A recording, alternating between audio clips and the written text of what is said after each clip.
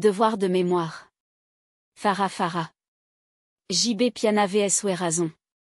Les concerts les plus longs de l'histoire de la musique congolaise. Histoire. Samedi 20 août 2005, ce jour-là, Werason et son orchestre Orange Musica Maison Mère face à face de JB Piana et son orchestre Orange BCBG d'une autre, ont électrisé la foire internationale de Fiquin en livrant chacun un concert historique. Le terme qui désignait ce duel était « Fara Fara », qui veut simplement dire « face à face ». La confrontation entre les deux orchestres, réputés « bêtes de scène », a duré plus de 15 heures. C'était le « combat du siècle musical » à l'instar de Mohamed Ali et George Foreman, qui nécessita l'intervention des forces de l'ordre pour mettre fin à cette rivalité scénique.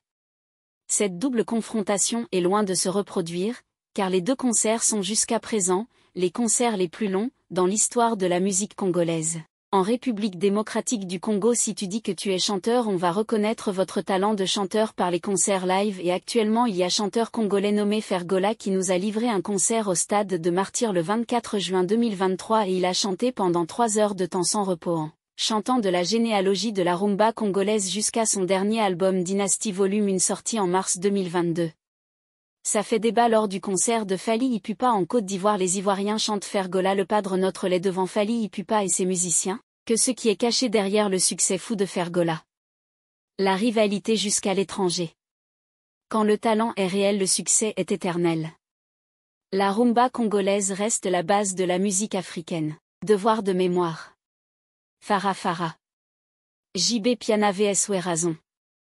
Les concerts les plus longs de l'histoire de la musique congolaise. Histoire. Samedi 20